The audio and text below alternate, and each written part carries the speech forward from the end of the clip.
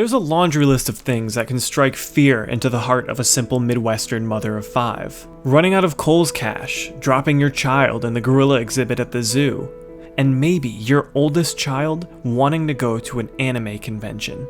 No way, your sweet little hunter going to a place where bad people hang out and dressing funny? Not on my watch, sister. Post-2020, the anime convention landscape has been changed drastically. Where there was once a burgeoning environment full of magic, whimsy, and problematic activity, now stands a ruined landscape where the problematic activity still kind of exists, but it's a lot lesser. But that time of magic before 2020 is something I'll always look back fondly on. Why? Because I love anime conventions. They're something special, and I really miss them.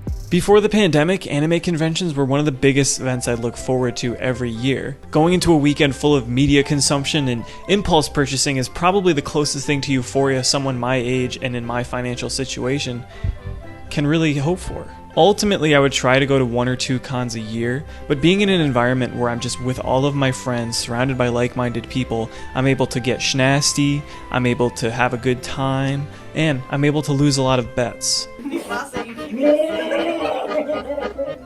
Is great. For the whole year, I would save what little money I made just so I could walk around the dealer's room and the artist alley and be overwhelmed by the amount of things I could purchase that would not add much value to my life. Actually, that's a lie. I would say this slime has helped my mental health in the past 6 months more than probably anything. You are my friend, what do you do? It's been a long half year. The dealer's room for me is one of the best parts in the entire convention. This is because I'm a material girl, and I love stuff. My dark secret is that for as many anime, manga, hentai grab bags, video games, and overpriced figures there are at conventions, I really don't end up buying much stuff. I walk around in circles and I get overwhelmed, and then I start thinking too hard about being fiscally responsible and would I actually benefit at all from buying this kunai knife? Just thoughts like that, where I'm like, okay, this is going to be a waste of money.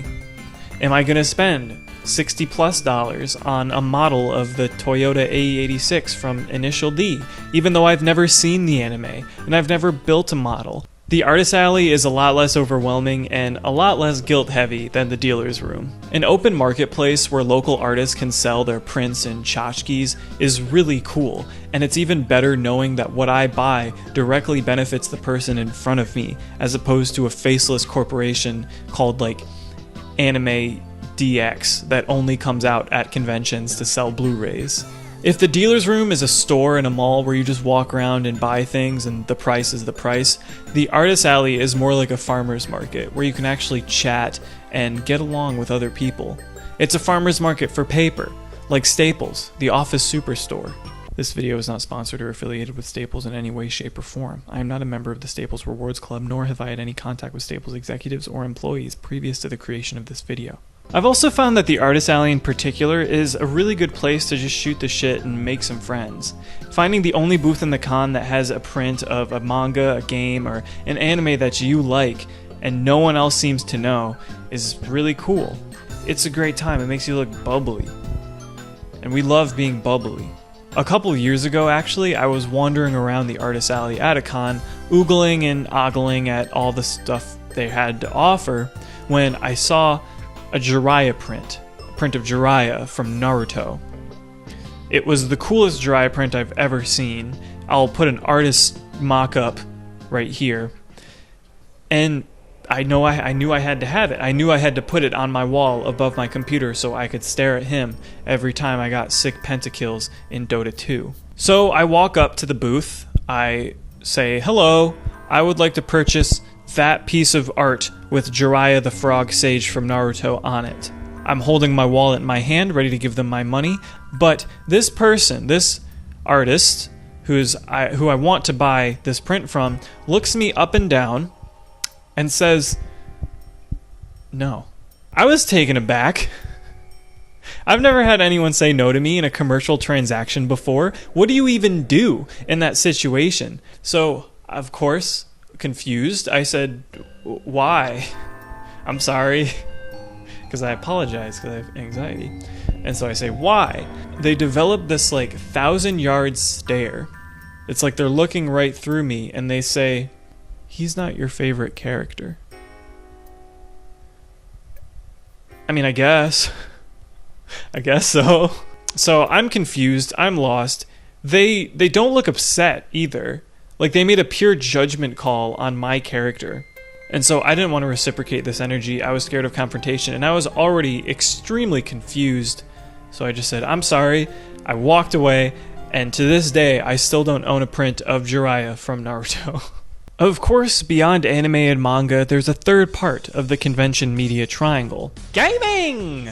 And the home of gaming at a convention is none other than the arcade room. A place where paupers can become kings for a day. A place where you can see one dude going absolutely buck wild on a Dance Dance Revolution machine, knowing that he spent his entire lifetime, or possibly the last 6 months, and a lot of money going to round one arcades just to practice and go to conventions and flex on everyone. Just some skinny white dude who exists as the talented 10th of white men with rhythm. They're boy bossing. This is the only place in the entire world where you can contract as many rare bacterial infections just from touching plastic.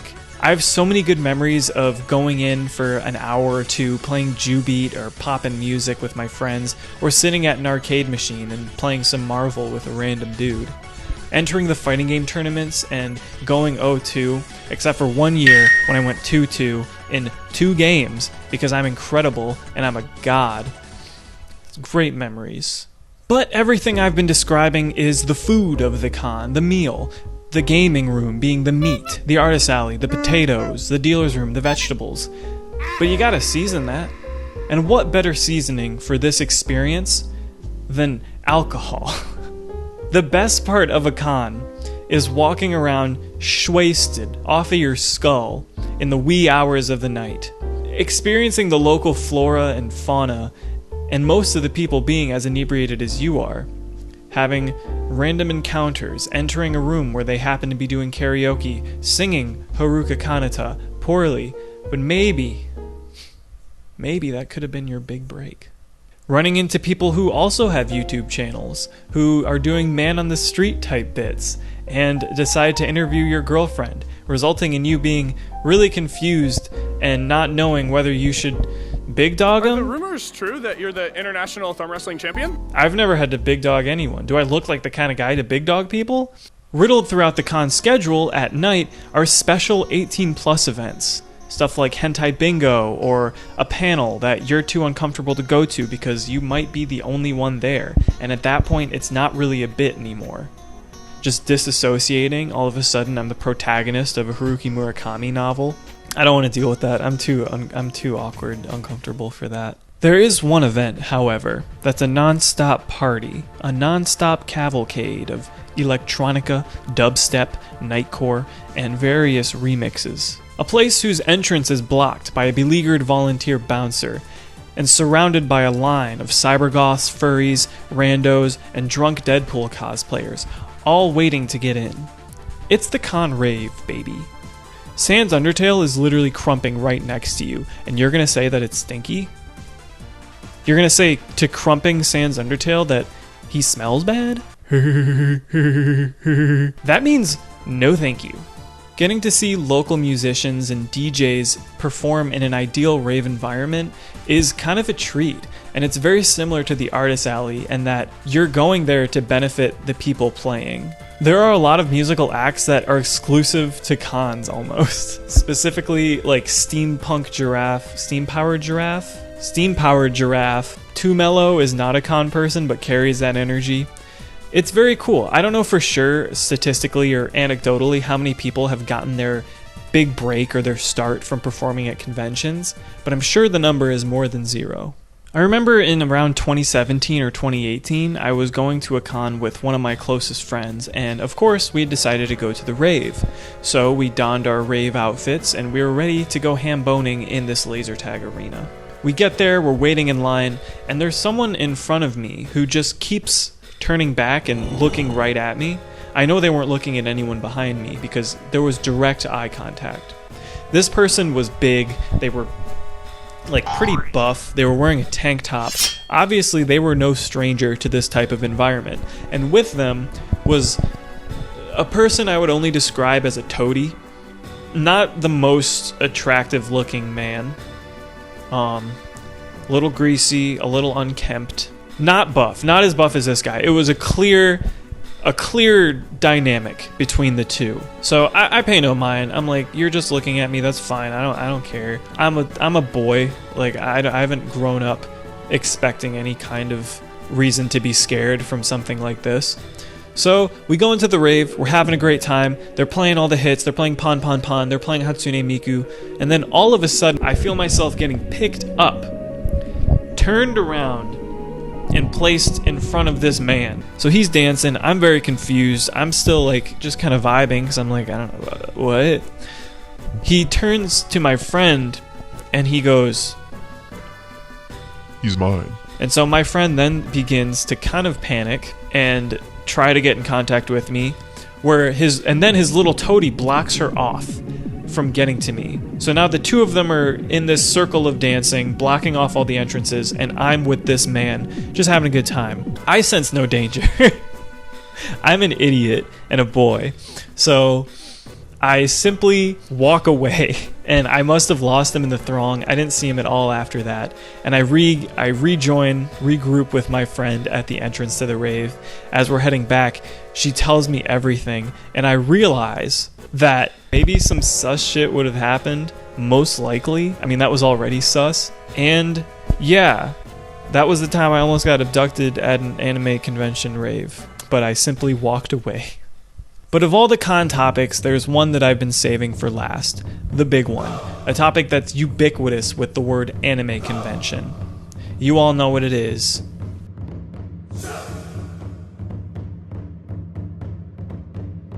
It's cosplay.